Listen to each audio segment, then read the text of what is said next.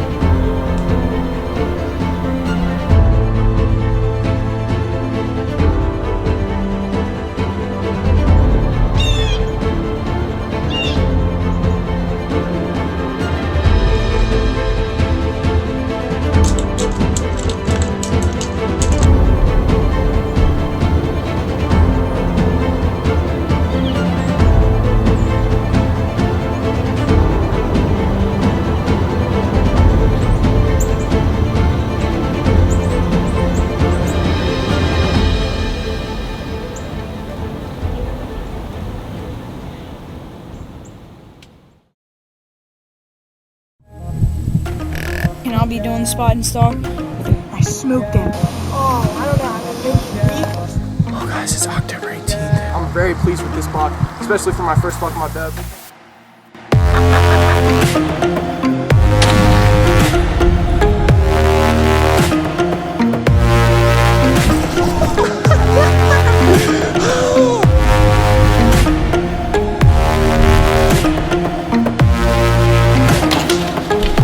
Take it any day of the week, gnarly old buck like this.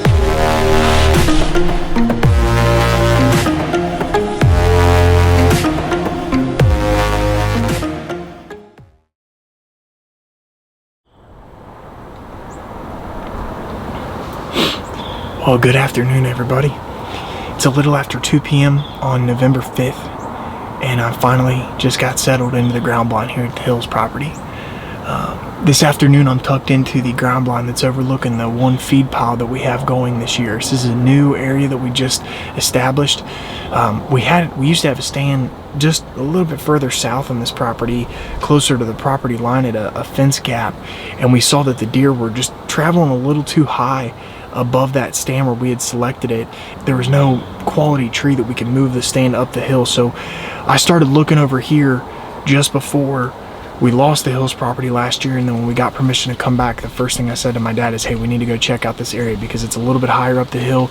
It sets up just like the other set that I have here at the Hills property on the northern side of the property, where I've got a tree stand. You guys have seen me kill more bucks out of that stand than any other spot here in Kentucky. But it just sets up just like that area over there. There's a pond right here on a shelf.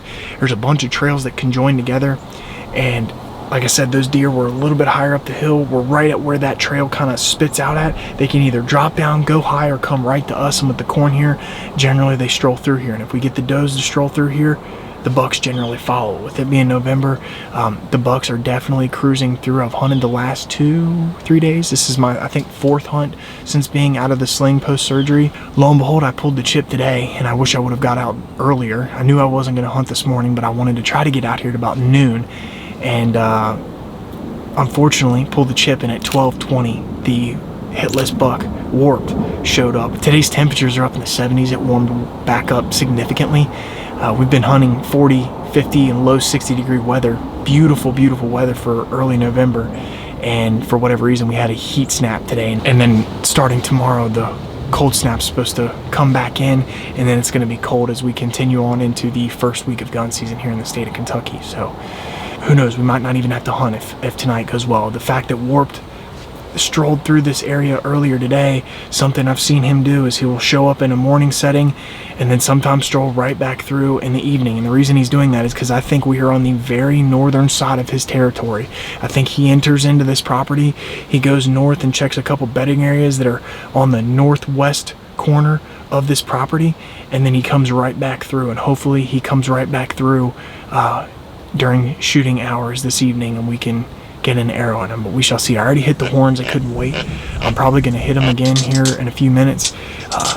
Something with Warped being my target buck. He is a fighting buck. Last year when I had pictures of him across the street when I was hunting there, he was busted up by like November 10th or 11th. So I know he's willing to throw down for a doe. So we're gonna hit the horns together, throw a couple grunt calls out. It's warm, but I had a hunch they would be moving, and so far the cameras are proving that to be true. So we shall sit tight and see what happens, guys. Stay tuned. Hope you enjoy.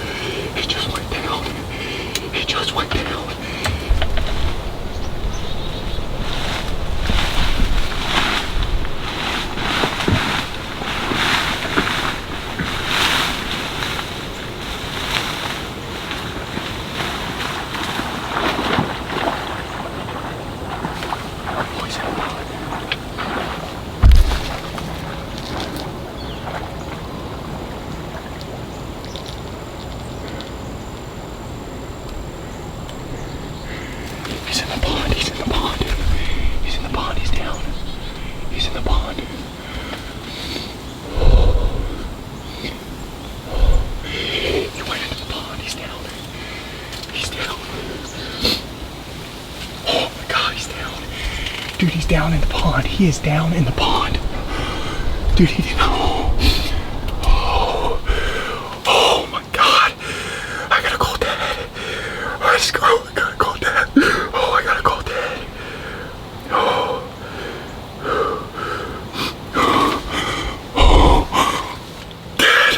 Dad, I just killed Warped.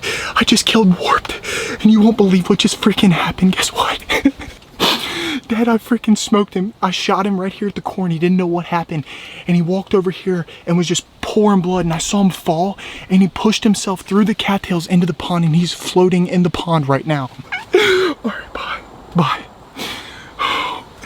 Dude, he's right here in the pond. He's right here in the pond. I don't know if it'll focus through the cattails. Oh my God.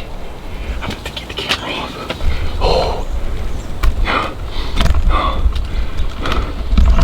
He's right here in the pond. Oh, he's in the freaking pond. Right here.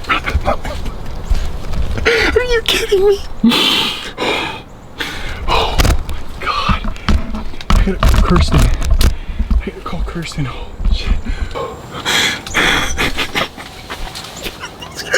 Let's go. Let's go. Babe, I just killed a giant. He jumped into the pond where I'm sitting at, and I'm gonna have to get in the water to get him out.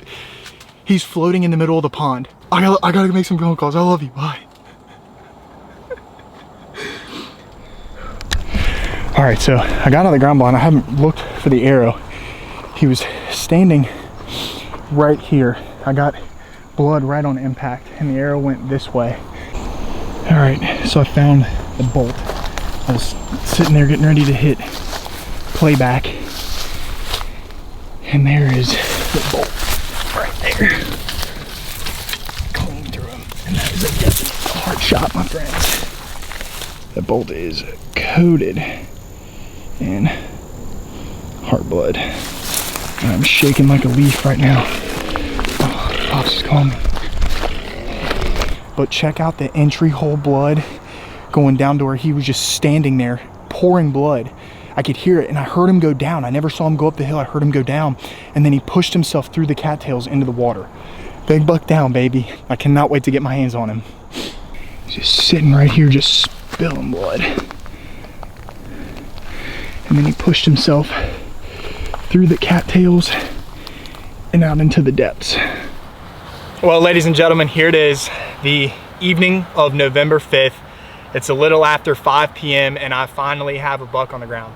I did not kill a buck last season. I got a doe early on this season, and then I had shoulder surgery because I was a dummy and dislocated my shoulder and tore my labrum, and that really screwed me up because I was not able to hunt for a good portion of this season. But I kept cameras going and I kept the focus on the season, and as soon as I got out of the sling, probably 5 or 6 days ago, maybe, probably 5 or 6 days ago. Since being out here, I've passed up a lot of younger bucks at the Hills property. This is our first year back. We didn't get to hunt this property last year, but in total, since the first year that I hunted this property, this makes 10 years. So I have a great deal of history with this property, and just like in years past, in typical fashion, there is a lot of mainframe 8s out here that I could not be any more excited to wrap my tag around, and this is one of them. I had pictures of this deer last year across the road. I named him Warped, and then after rut, he had busted off one of his sides, so he kind of got put on the back burner. And thankfully enough, I didn't even see him last year. And one of the first mature bucks that we had on camera out here at the Hills property was this deer. I had him in velvet, and I basically had him on camera all season long. Well, today I contemplated whether or not to hunt because of the heat. It got up into this high 70s, pushing the 80s, but we had good pressure because of the weather front that's moving through tonight. It's supposed to start raining at like 3 or 4 in the morning, and that prefrontal conditions during the rut are key for bucks to get up on their feet and move. So I got out here, and unfortunately when I checked the camera, I was kind of feeling a little low because one of the bucks I had on camera at noon today was this buck. But the more and more I started thinking, I'm sitting there looking at old trail camera pictures, I do believe this deer had a home range further south of this property, and basically he would come down into the farm, do a little lap through the property, and then exit the property the same way he came in. And that's exactly what I think happened today. He showed up at 12, he was doing a loop through. I've been grunting and rattling since I got in the blind earlier this afternoon. I'm not sure if that had any reason why he came through the area, but he showed up and had no idea I was in the blind. I put a perfect shot right behind the shoulder. He went about 10 yards and then fell into the pond and went out into the middle of the pond. So unfortunately, I don't have any of that on video, but we got a lasso around him, pulled him out of the pond, gutted him, and got him down here, and his face is a little dirty because he was face down in the mud. But it's a story. It's a stud. I'm very happy with this buck. I can't thank you guys enough for sticking with me. Be sure to check out all the links in my description below. Give this video a thumbs up. Hit the subscribe button if you already haven't. And I'll catch you guys later on the next episode of Andrew Bernard Outdoors.